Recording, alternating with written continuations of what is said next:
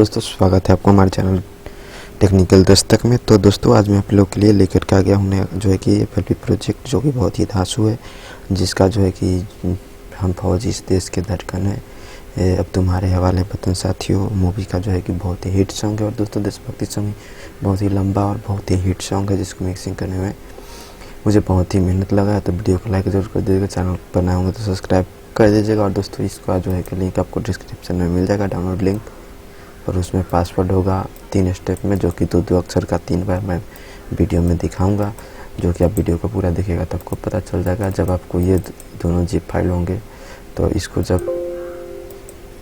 जब अनएक्सट्रैक्ट करने के लिए करेंगे तो यहाँ पर जो है कि आपको ऑप्शन आ जाएगा पासवर्ड डालने का, तो आप लोग पासवर्ड डाल करके एक्सट्रैक्ट कर लीजिएगा। तो दोस्तों, चलिए मैं जो हूँ इसका जो कि प्रोजेक्ट आप लोगों को सुना देता हूँ। प्रोजेक्ट में आपको दिखा देता हूँ। दोस्तों, इसमें देख सकते हैं पैटर्न 5 बनाया गया है। पैटर्न जो है, पहला पैटर्न ये रहा, दूसरा पैटर्न ये रहा, और तीसरा पैटर्न में ये है घुंघरू और ट्यून जो है कि यूज किया गया है। 4 नंबर में सिर्फ घुंघरू यूज किया है बीट पैटर्न के साथ यूज करने के लिए। उसके बाद हाईएट है 5वां पैटर्न में।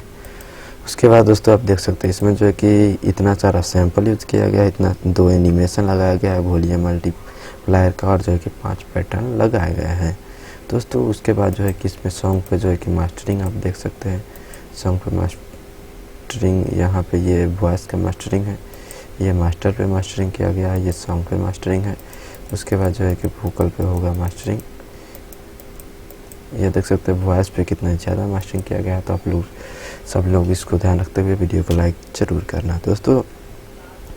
और दोस्तों, वीडियो को पूरा ध्यान से देखिएगा, थोड़ा सा भी स्किप मत कीजिएगा, ताकि आपको पासवर्ड जो है कि भूल ना सके। दोस्तों, चलिए मैं जो इसका प्रोजेक्ट आप लोगों को सुना देता हूँ, ध्यान से आप लोग वीडियो देखिएगा।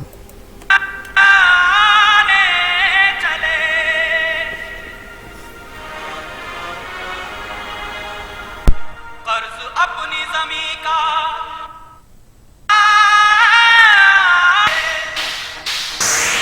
डीजे कृष्णा बेदौलिया।